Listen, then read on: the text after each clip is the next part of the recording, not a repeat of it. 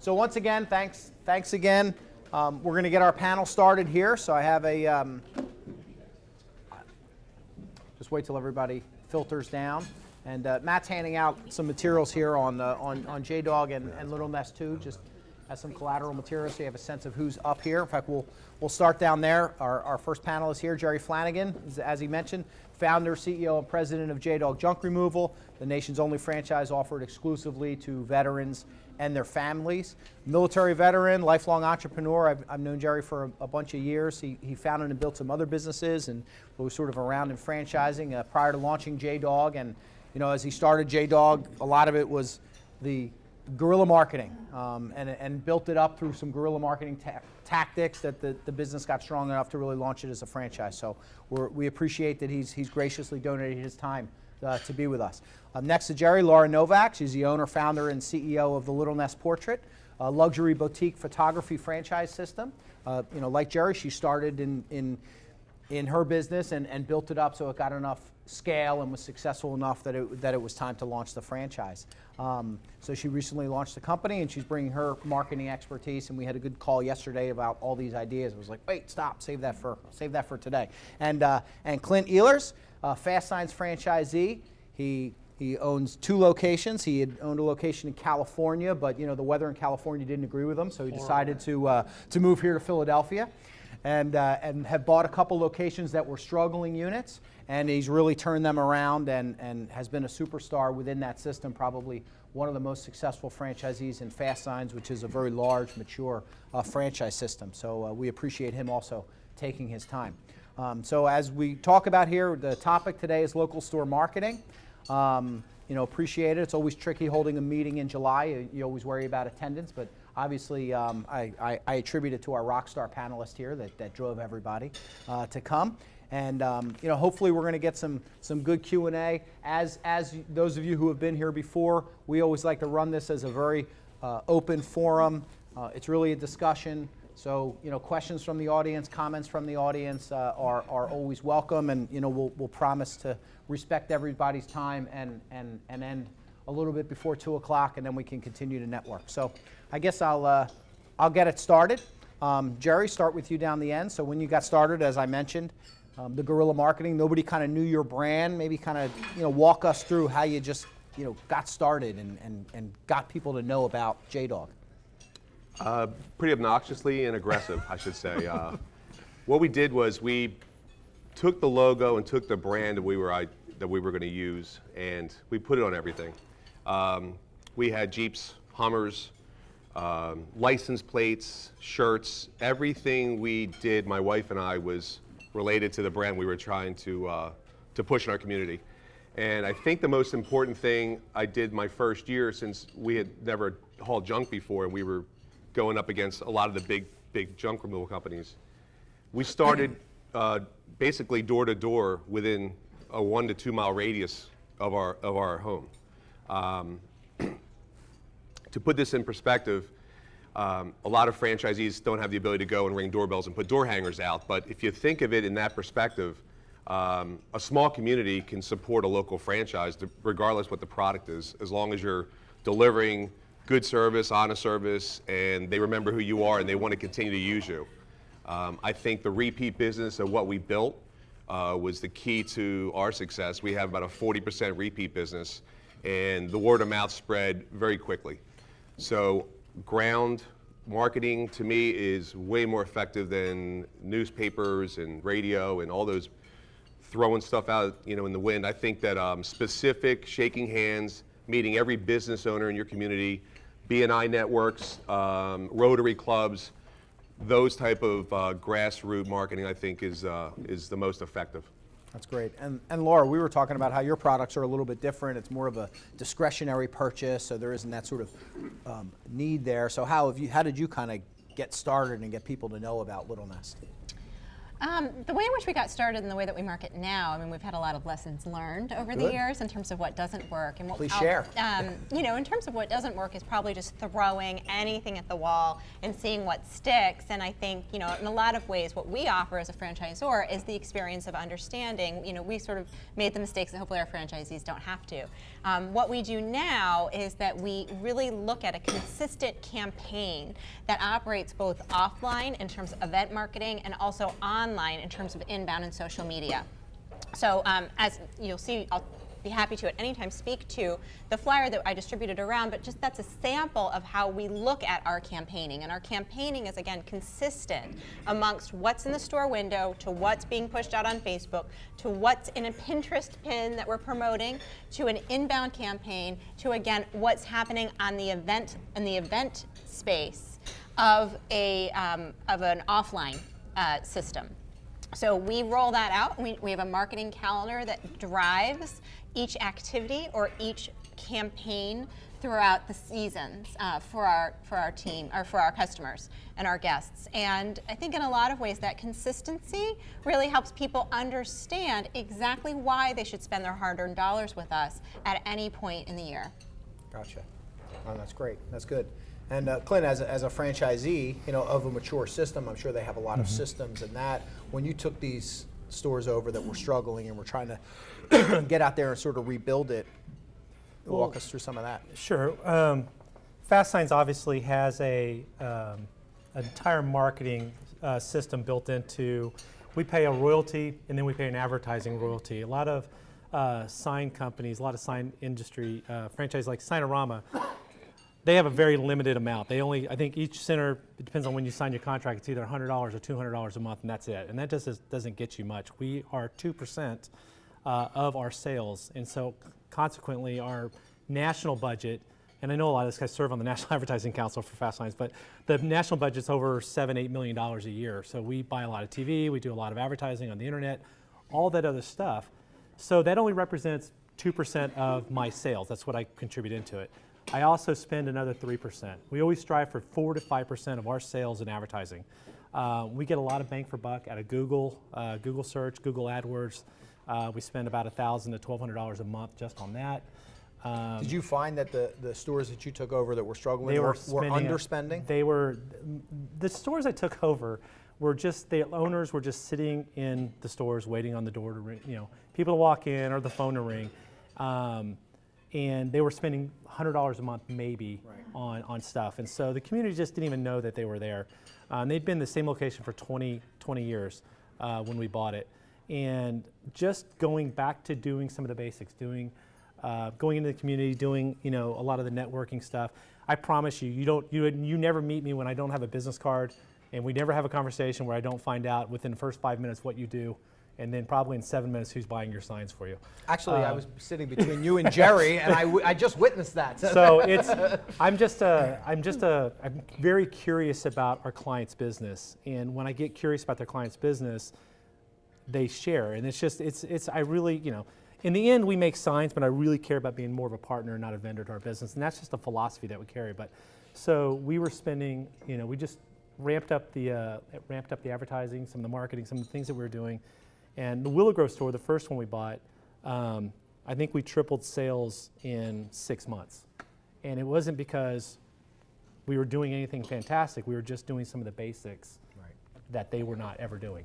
So it's a good lesson for mature brands to think about, you know, go back. I mean, some of the business brokers in the room, we had a panel talking about that when there's a resale, you'll always see this big bump in sales. And maybe it's for that. You go back to page 1. It's new energy that comes in. It depends on who the buyer is. But it's a new energy that comes into the store, and customers start to react to that. Right. But it's taking that further, you know. That's good. Now, Laura, you had mentioned about the marketing calendar, how it's been pretty effective, right, to drive. And do you get the buy-in from the new franchisees? I mean, do they kind of get that and they're going to stay on track? I will say that we are pretty new at franchising. We have our first franchisee under construction in Montclair as we speak. We've sold 2 others.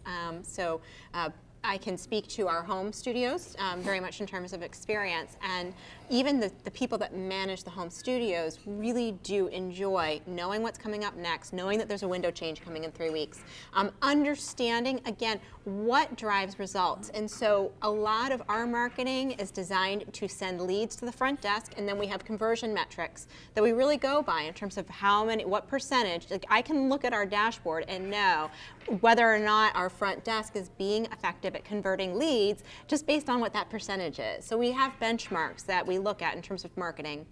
But the calendar really drives the activities, again, both offline. So we have offline events that have checklists and templates attached to it, from graphics to how-tos, how to send it, what email to send, because sitting down thinking about exactly what to say can be time consuming, so just copy and paste. And then on the other end, which is what we handle as far as the marketing fund, we handle all of the inbound work, the digital work, the SEO optimization, the creative content, the videos, the writing, the graphics that will appeal to our target personas. So that's a lot of what we do. So the calendar really drives the activities, and then when something doesn't work, we take it off the calendar, and something works extraordinarily well, we will expand upon it on the calendar. It's an annual update? It's an annual you update. Sit down and you say, and then part of the in-person training that we offer our franchisees, so several have done this so far, is that they create their own. So they can plug in, based on the seasonality of their particular area, they can see some of the proven concepts that we have come up with and put it into their own calendar. A lot of what we do is metrics driven. I'm very interested in Google Analytics, very interested in cost per lead, conversion percentage. You saw the flyer that I distributed had a target cost per lead. We're really not looking to spend $20 a lead. Our average spend is $1,000 in the studio per customer, so it's pretty good. But at the same time, we want as much of that as going into cost of goods and G&A as possible, and having as much as possible left over for the franchisee. So that's how we, again, look at our marketing. There's a very specific funnel that people go to, and there's very specific metrics that are that we have found have really contributed to the bottom line of a studio. That's great. Questions? I certainly can keep going. Anybody have? Go ahead, Bob. Yes. Is your background in marketing or photography? I have an extensive background in photography. I operated as an independent studio owner for 8 or 9 years. I love marketing, as you can tell, and I think that's why Tom brought me up here. But a lot of this was self-taught. I mean, I looked at, a lot of this is honestly me tripping over myself for the last 10 years. And as an independent studio owner, building up to a place where I had a celebrity clientele within the Philadelphia area, and really worked hard to understand that upscale customer. And then when I franchised and started to roll out multi-unit locations of my own concept, figuring out how to make that scalable. So I came from a very high-end spot and brought it down to a place where we could scale operations, and bringing on people who knew how to do that on my team.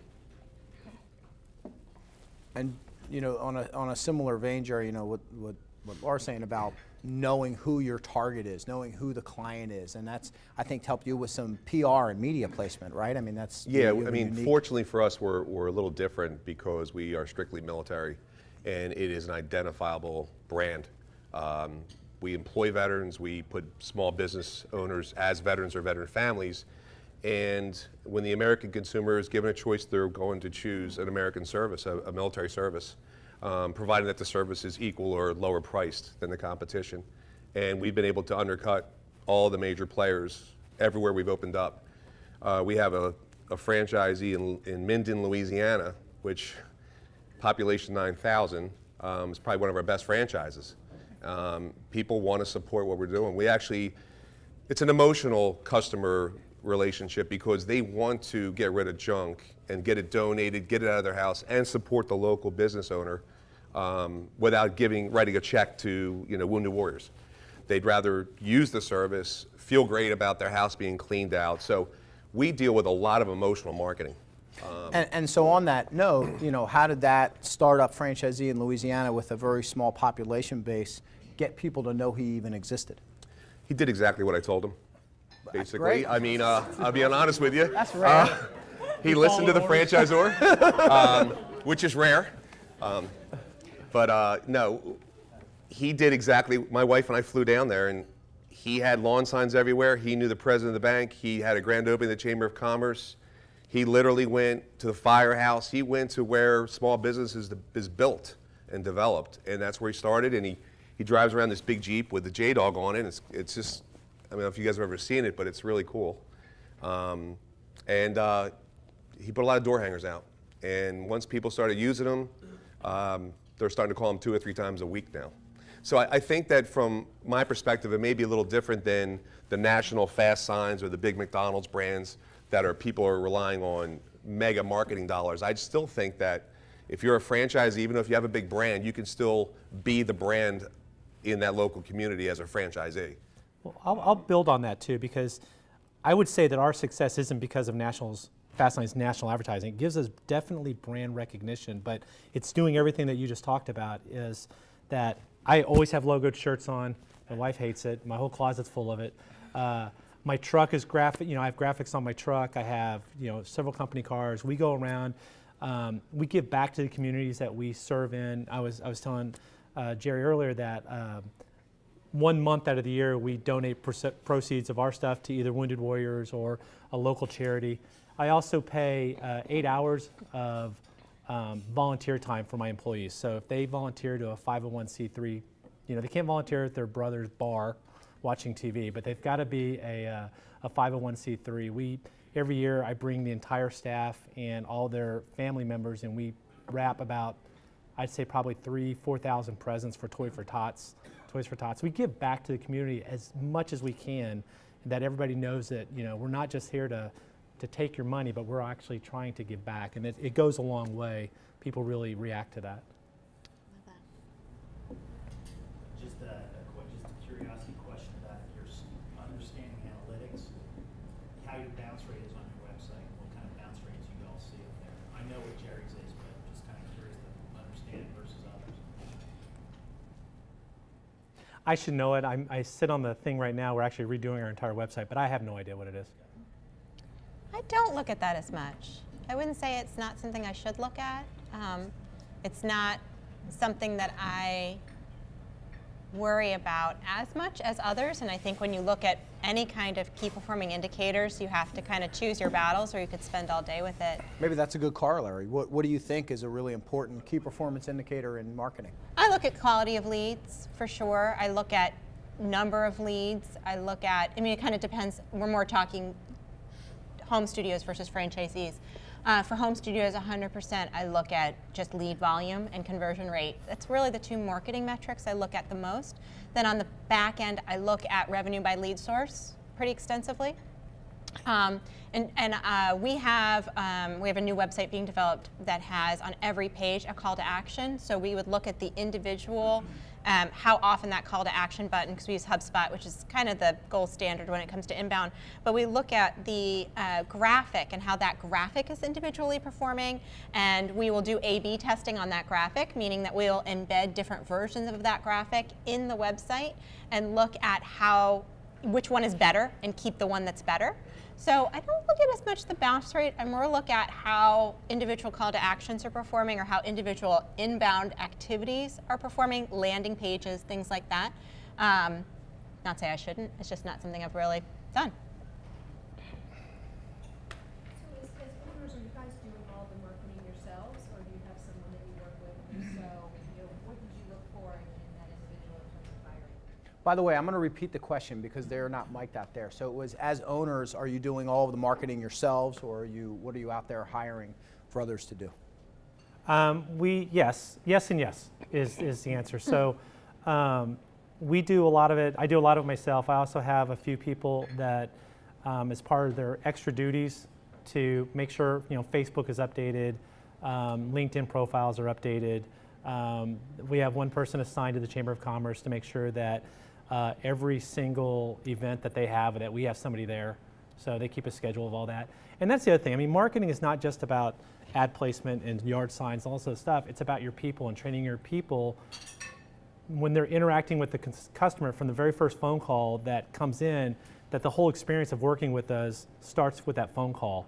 And it goes through all the way to the end of the day when we make their sign for them and how it's delivered and all the other stuff. It all fits into what we're trying to accomplish. So we actually, through our website, we actually record phone calls and we play them back at sales meetings just to see how people are answering their phones, if they're answering the right questions, or whatever. I mean, how many times did it ring? That sort of stuff. You know, it's just, it's all part of the brand management is really what it is.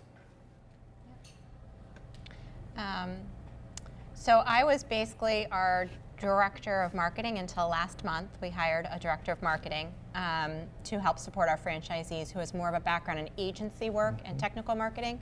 All of the visual, I'm still probably will always be the creative director of our company, and all the visuals go through me for approval. But and then we had somebody on our team that was also a digital artist, a retoucher that was doing social media, and she just hired a social media person. If I know you're a franchisee, because we had the opportunity to meet, and she's like the model franchisee. Like, we want to clone her and just have her all over the country because she's like the perfect franchisee. I was like, tell me about how you do everything. But I think with being a franchisee, what my expectation of the franchisee would really for them to have somebody that can roll out the programs that we've already developed in terms of running events, because there's event certification as part of our franchisee training program. So having somebody who can run the events, somebody who can handle social media, whether or not we have individual franchisee pages or corporate-owned pages depends on the social media outlet. But for Facebook, you know, somebody who gets the brand, who can go through brand training and understand the voice of the brand and curate the content, so it's not just like, you know, again, throwing stuff out there that's mediocre. So somebody who just understands all that nuance that can be part-time, you know, a student or a new graduate is something that I think would be a good fit for franchisees to look for. Franchisors, I think it's up to us to set up the systems to make our franchisees successful. Potential in the future, well, how do you usually follow up if you're doing social media, or what's the best way to track leads? Question was tracking leads and continuing the follow-up. How much effort do you spend on leads that didn't initially go anywhere? Everybody that calls one of our locations, even if they just want a quick price on a sign, we put them into our database. And every month our database, we send out email marketing. A lot of that comes from Fast Signs Corporate. We can also do stuff on our own. One of the lessons that I always struggle with all the time as an owner is to not work in my business, but work on my business. And a lot of times I find myself wasting time working in my business. And one of the things that I tend to take on too much, so I was doing a newsletter, but I was writing the darn thing, putting all the content in. I should just be hiring. I have another friend of mine that owns another Fast Signs. He actually hires a guy out of Indonesia or something, and literally it's like $4 an hour. And he gets a newsletter, and it ends up costing him like $30 to do a newsletter. He just sends him content and photos. And Written in English, though. All in English, it's great. You know, and he's got to proof it and stuff, but there are services like that are all over the place to be able to find for, you know, virtual assistants and things like that to help you do a lot of that stuff. So it's, but we do that. We follow up. Obviously, all the quotes that go out, we follow up on that. We track a lot of that. Yeah, as far as I'm concerned, leads eventually burn themselves out. You basically hit them hard in the beginning, 2 or 3 times. When they stop returning calls, they're probably not going to be a good franchisee anyway. But what about on the client side? You're the the other side. You capture We the get every database. job basically. I mean, not to be. And you it's said you get a hard lot not of- to choose us when you actually do the comparison, because Right. the competition's more money, and it's usually some kids with their their cell phones on, and they're not paying attention to the customer. So it's a different model. It's not really, we're not really competing with other junk removal companies, so to speak.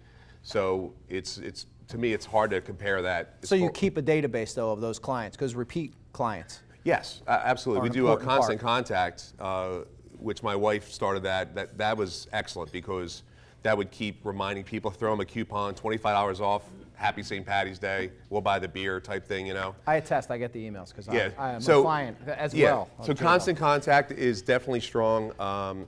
Inviting them to our Facebook page. We have a lot of Facebook members. We have an outside IT company, Calcom Technologies, out of Philadelphia here. They do all of our IT and our website design.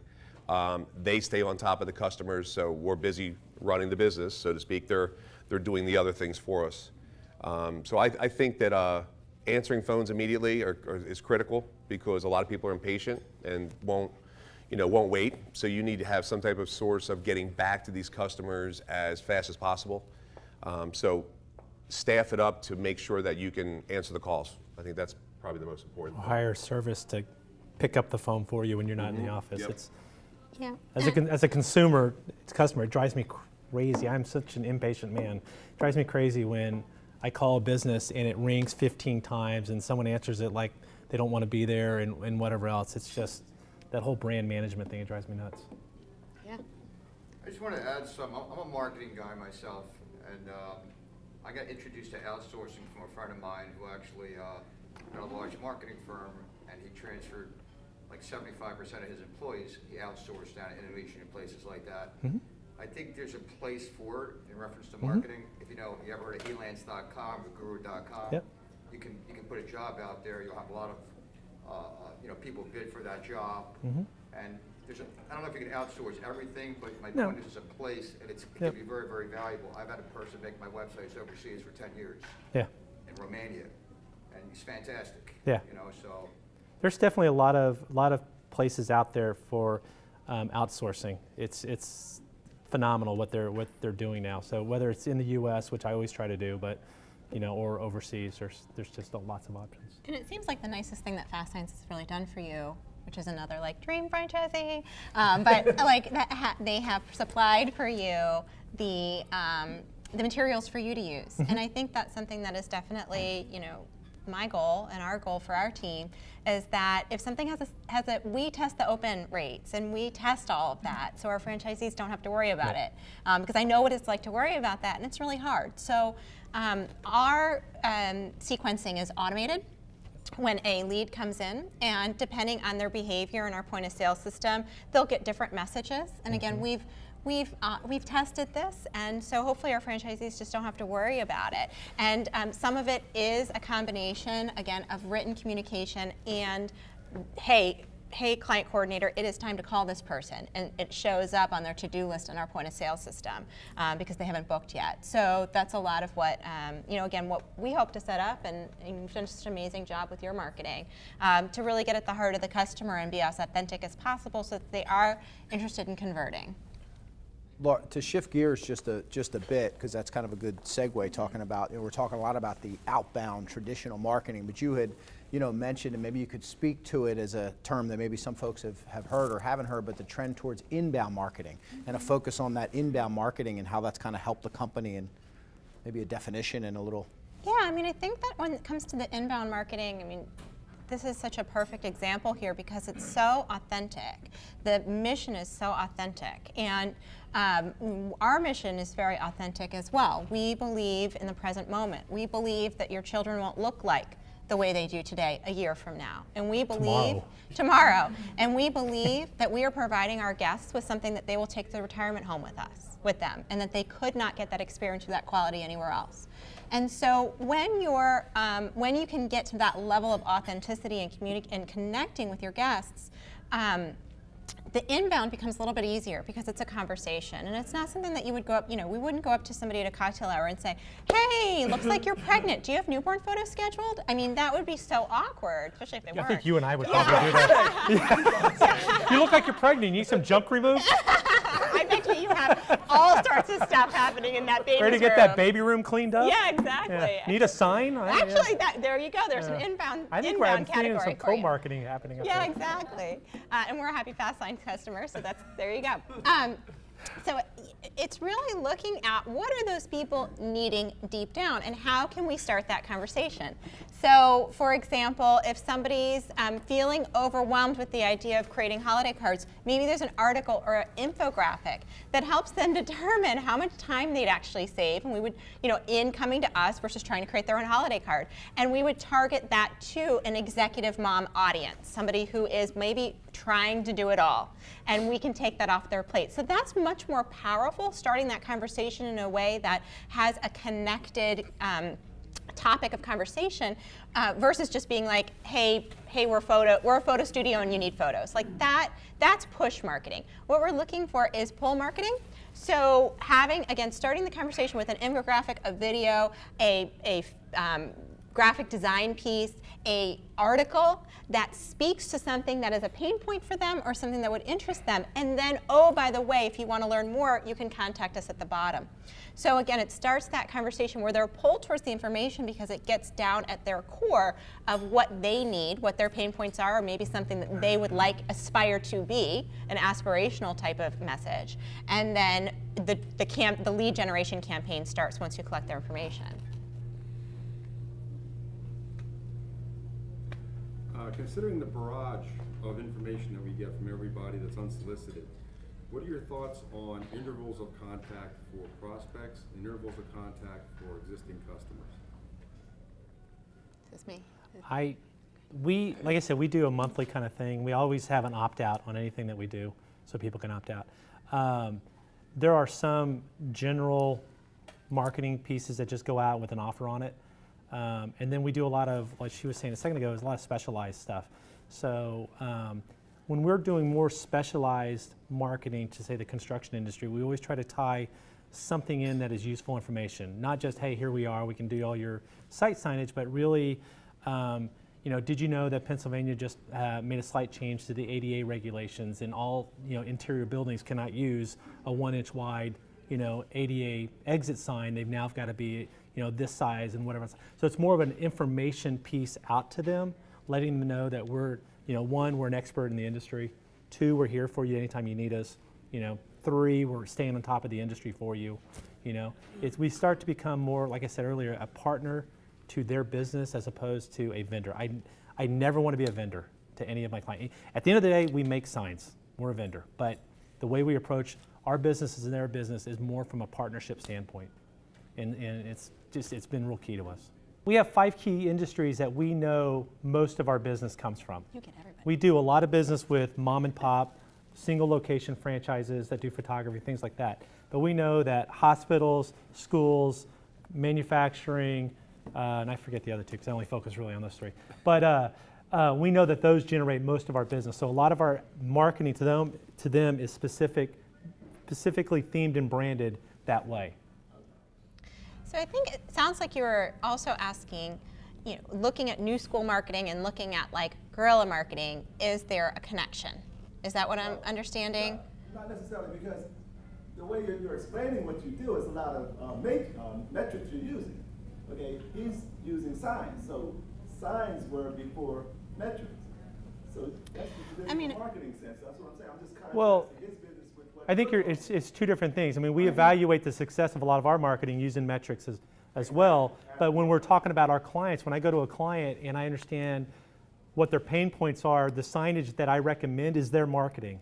It's their brand. It's taking a look at their building and figuring out where people's eyes are focused on. We actually have the ability through 3M. It's called visual attention software, where I can take a photo of your building and I can run it through that in 30 seconds. I know exactly where a consumer's eyes are going. I can actually put graphics on that building and know what's working.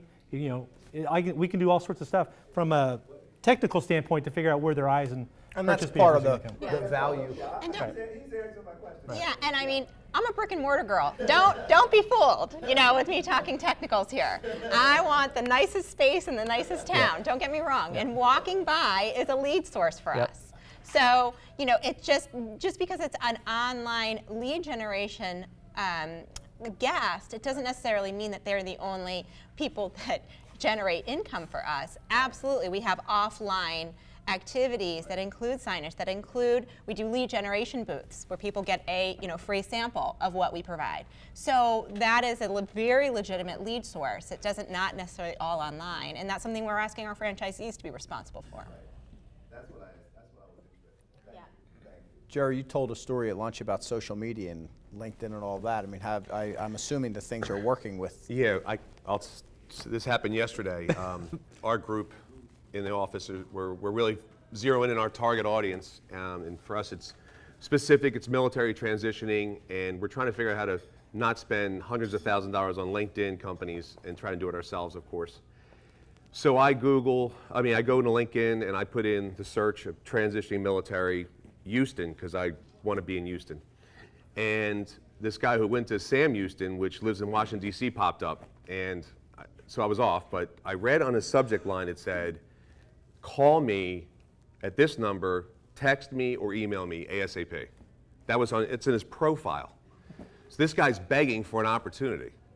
So I'm like, all right, I'll call him. So I cold called him, which is not traditional because our whole staff hates it, but I cold called the guy, and he's retiring. He was in the service for 20 to 30 plus years, whatever, from the Army, and I got through what J-Dog was. He didn't know what I was saying. What's a J-Dog? What's it stand for? What's it mean? He's talking about J-Dog all the time. I said, I'm talking about an opportunity.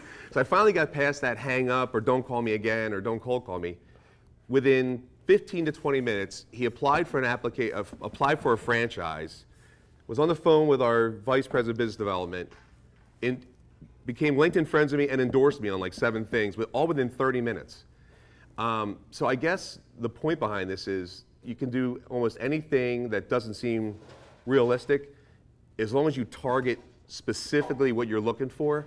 I think that's way more important than this gigantic marketing. I think the LinkedIn especially, I'm sure everyone understands it. If you really dive into LinkedIn, I have a feeling we're going to see something within our company that we're going to get to our franchisees much faster. But it was a good story because this guy's supposed to be buying a franchise. So that was a great 30-minute call, I guess, between me and Keith. 30-minute call, and didn't cost anything. And to some degree, when you told that story, I was thinking it sort of blends guerrilla marketing, old school, going and meeting somebody, and online, where you're not just depending on blasting something out and banners, as you are actually going in, because that's hard work in the sense that it's time consuming. You have to go in yourself, you have to analyze it, you have to think about who you're going to reach out to, and then reach out, which is why I think a lot of people don't do guerrilla marketing, because you can't just write a check and have it happen.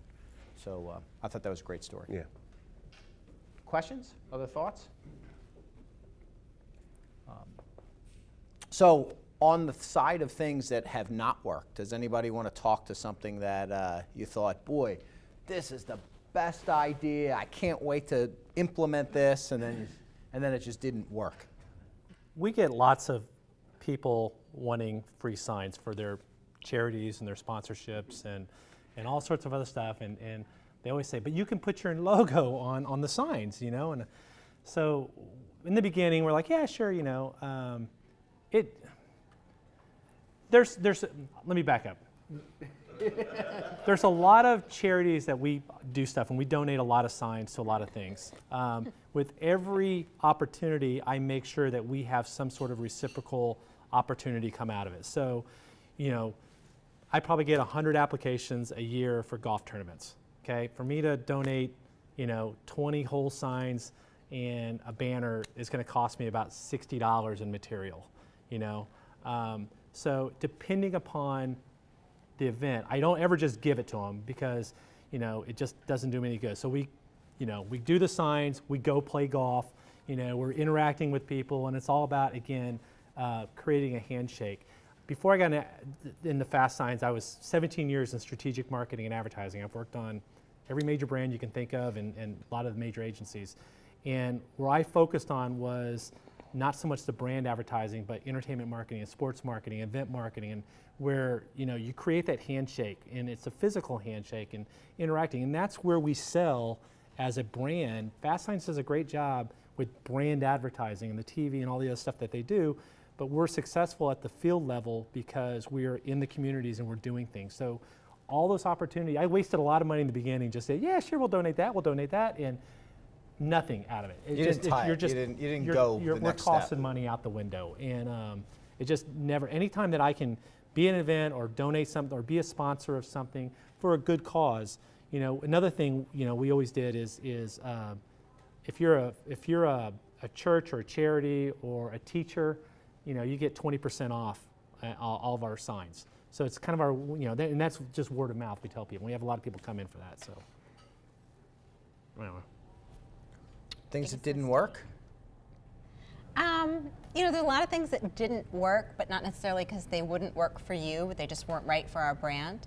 But one thing I will say, in consistency with what you've already heard, is that you cannot buy your advocates. I think we have a referral program. It's okay. I've debated on getting rid of it. because not necessarily it costs us. I think the fact that it doesn't cost us a lot of money is why I haven't gotten rid of it. But at the end of the day, nobody comes in, you know, ready to book, ready to put that portrait above their fireplace because they felt like somebody gave them referral credit. They came in at our price point, it kind of doesn't matter. They come in because they think that this is going to be in their wall for the next 25 years and they want it to be right. And that's why they come to us. So I think that if you get into a position where you have to either bribe or buy your advocates, it's probably an inauthentic referral.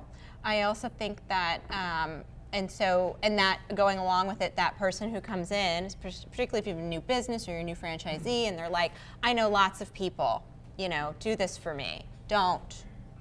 They don't probably know that many people, and if they're that much of a maven in their circles, being the person who's first in the know is good enough for them. They don't need to be bribed. That's a good one.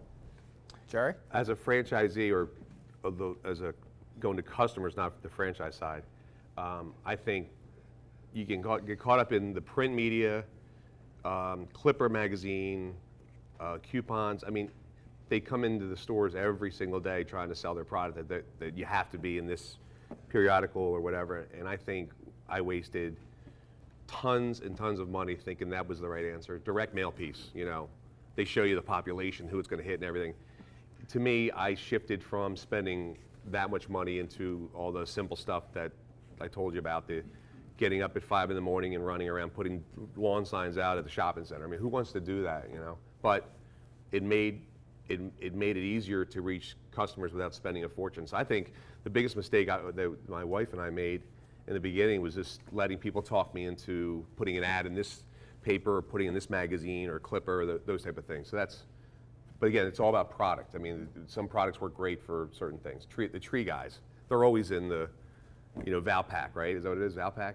Is there a Valpak rep in here? Am I repping on them? Sorry. All right. I didn't mean to insult you guys, but I hate Valpak. Amy Hines, she haunts me. No, but they call you over and over again, and that's their job, right? But unless you have a proven idea, we're in the mainline times, it's worked well for us. We stayed with that. Once something works, stay with it. I'd say no to the other couple hundred things. Doing the heavy lifting, you know, like you said. Yeah. Who wants to get up and put out the lawn signs? But at the end of the day, that's more difficult to do, but more effective. Any other wrap-up questions as we start getting ready to bring it to a close here? Yeah, please.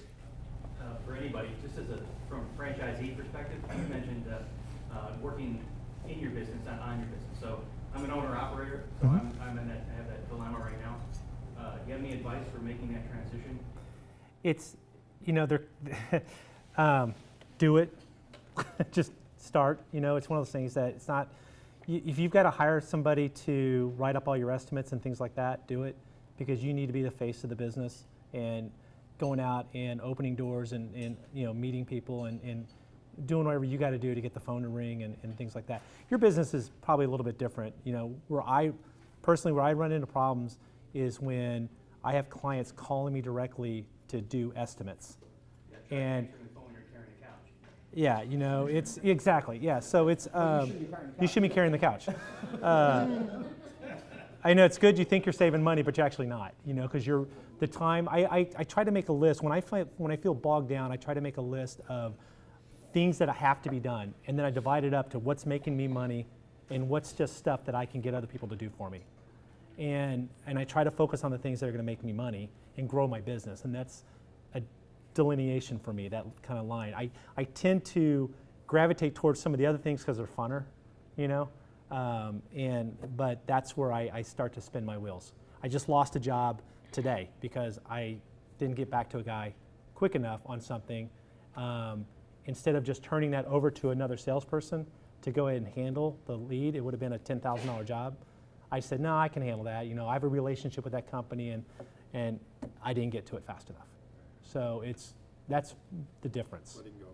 You know, so Right, so that's the lesson. The lesson there is That's not the- get back faster. The lesson is get people who can get back, and then you can do. right. You know, I got a lot brand of building. salespeople that are as capable. I always figure I'm the best salesperson in the world, and you are as an owner. You're going to be the best salesperson for your business. But I have very good salespeople that work for me that can handle anything that comes up. and I should be turning more, my job is to go out and open doors to universities and big corporations and getting into, SaladWorks, who's on my hit list, by the way. We have a hit list at our office, and your logo's right on my board. And I need newborn photos. We're going to have your life cleaned up in about 20 minutes. So those are the things that are more successful for me to grow my business to do those things. So one last thing, we'll just go. We'll go down the end. Maybe we'll start with Jerry. I always like to ask this last question as like kind of a pull it all together. If there's one thing you would have liked to know earlier, or one thing that people should walk away with, what's that one little pearl of wisdom from a marketing standpoint that as a takeaway? You got to be visible. You got to do it every single day. You've got to wake up every single day and market your brand. In day 1, week 1, year 5, year 10, it never stops. So when you sign up for what we're doing, you have to put your brand out there on an everyday consistent. It does get boring. I mean, it gets boring after a while. There's only so many door hangers you can do. Ask Mike. I mean, you got to physically go do it, or you have to have people doing it for you. But I realized after 3 years, when I still did it, one point quickly, vanity license plates. Vanity license plates. I have J-Dog. I have a Jeep that says J-Dog 1. My wife says Mrs. J-Dog. Someone pulled her over the other day and said, I have a flyer hanging on my refrigerator from 2 years ago. I'm sorry, I haven't called you yet. So if you can figure out a license plate that'll represent what you're doing, believe it or not, people are nosy. They'll Google what it is. It's unbelievable. So that's my tip. I've been trying to get franchise lawyer shrunk down. Just put shark. I think it's the same thing. What, Grace? Customer service. That is one thing. I did our customer service when we first started the business, and if you keep engaging your customers, contacting them after the job, great customer service, I think, will help build our brand and our market moving forward. That's a key piece that goes with your marketing. We call them directors of first impressions. It's the most important thing when that person calls. Some people just don't answer the phone very well, and get them off the phones. Don't let them answer the phone ever again. Hire somebody with a cheerful voice. That's just, there's so much into that. Yeah. In terms of mistakes, that's a question, right? It was just the Oh, one sorry. last thing. One It could be a last thing. mistake. One thing you one wish last you thing. knew, Okay, or that's right. what's the one takeaway? I would say, from my perspective, I'm an artist at heart and a sort of trained business person. So, I like things that are pretty, and I want everything to be pretty, and I was all into, marketing to market probably for a while, and then I realized that measuring is so important. So we have about 8 KPIs in our company that are daily, and 3 of them are marketing. So, just understanding what drives the metrics in your business and tying marketing to bottom line numbers is really important. From a marketing standpoint, make sure you're spending the appropriate amount versus your sales. Find out what the sweet spot is. For us, it's 4 to 5%. From a business standpoint, is write a business plan. Put a business plan out there. Make sure your entire staff knows what that business plan is and what you're trying to do. Our business plan is a mural in our kitchen, one of our locations. We present it, everybody signs up, everybody goes and signs it, so everybody knows the direction the ship is going. And we don't have a bunch of people off doing their own things. So that's, to me, from a business standpoint, it's extremely important to plan what you're doing and measure how you're getting to that. That's great. That's really good. Well, I want to thank you guys. Terrific panel. As always, we have the video that we'll post on the PFA website, and I'm going to send out, like I normally do, Matt will compile a list, everybody who wrote their emails down. I'm going to send that. If you don't want to be in that for some reason, if you want to come to a networking meeting and be secret, then you obviously weren't paying attention to the panel. But if you do want to opt out, just drop me an email and we'll take your name off the list. Otherwise, I'll send an email to everybody that circulates it. So thank you guys. Thank you very much. And like I said, feel free to kind of continue to network for the next half hour or so if you'd like.